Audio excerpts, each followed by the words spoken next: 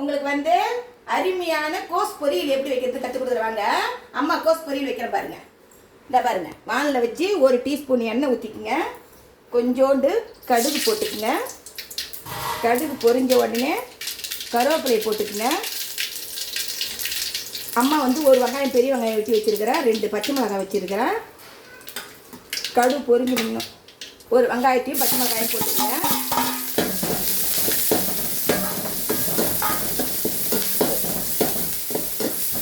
ரொம்ப பேஸ்ட் மாதிரி வதக்க வேணாம், லைட்டாக வதக்கினா போதும்.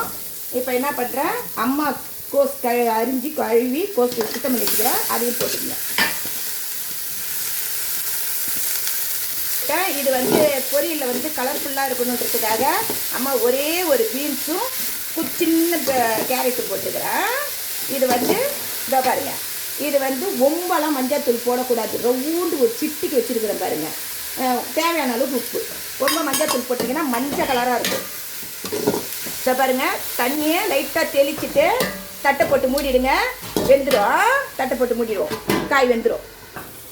இதை பாருங்கள், காய் வெந்துட்ட உடனே நான் வந்து கடலப்பருப்பு அவிச்சி உப்பு போட்டு வச்சுருக்கிறேன். இந்த பழத்துக்கு நல்லா நெய்கிற அளவுக்கு வச்சுக்கோங்க. உங்கள்கிட்ட கடலப்பருப்பு இருந்தால் போடுங்க, இல்லை பச்சை பருப்பு வேக வச்சு போடலாம். ரெண்டுமே இல்லைன்னாலும் தாளிக்கும் போது கடலப்பருப்பு போட்டு தாளிச்சிக்கோங்க. நான் வந்து அவிச்ச கடலப்பருப்பு போடுறேன். 10 டீஸ்பூனு தேங்காய், கொஞ்சோண்டு கொத்தமல்லி தழை போடுறேன். அருமையான கோஸ் பொரியல் ரெடி ஆயிடுச்சு. இந்த பாரு, சூப்பராக இருக்கும்.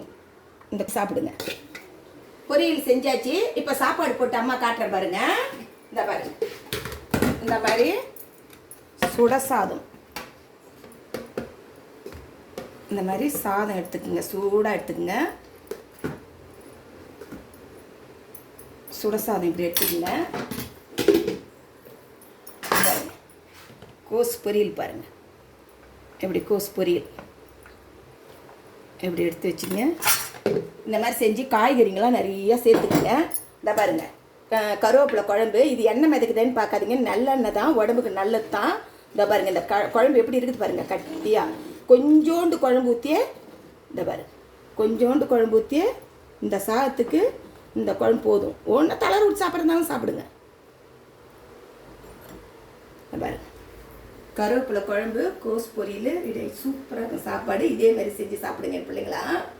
பாய்.